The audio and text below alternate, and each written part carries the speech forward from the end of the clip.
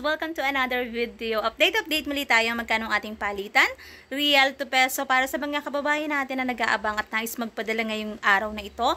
Syempre mga friends, through STC pa rin po ito. Magkakaiba po ang palitan ng bawat bangko. Pero konti lang naman ang difference nun. At least magkakaroon kayo ng idea kung magkano ang ating update exchange rate ngayong araw ng Lunes. August 12, 2024. And medyo bumaba ng konti mga friends ang ating palitan. Pero syempre, ano pa rin siya mga friends. Nasa 15 pesos pa rin naman ang 1 real. So magkano nga ba ang ating update exchange rate ngayong araw ng Lunes? August 12, 2024.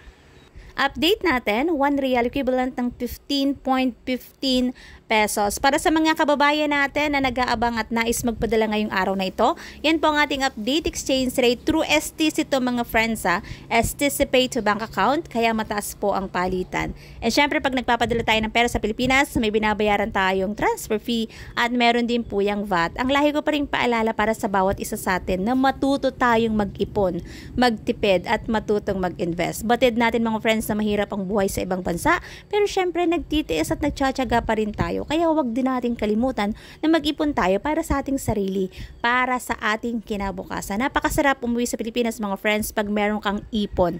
Especially para sa mga kababayan natin na nais nang mag-for good. Napakasarap umuwi sa Pilipinas na meron kang ipon kasi yung ipon na yun magagamit mong pagnegosyo, pag nais mong magnegosyo sa Pilipinas kasi batid naman natin na sobrang taas talaga ng bilihin ngayon sa panahon na ito. At talagang masasabi ko mga friends na sobrang taas ng bilihin dito. Kaya kung may ipon ka, malaking tulong yan.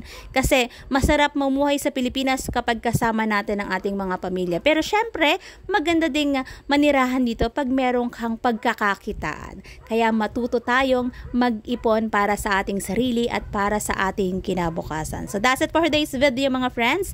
Thank you for watching and see you on my next update. God bless everyone!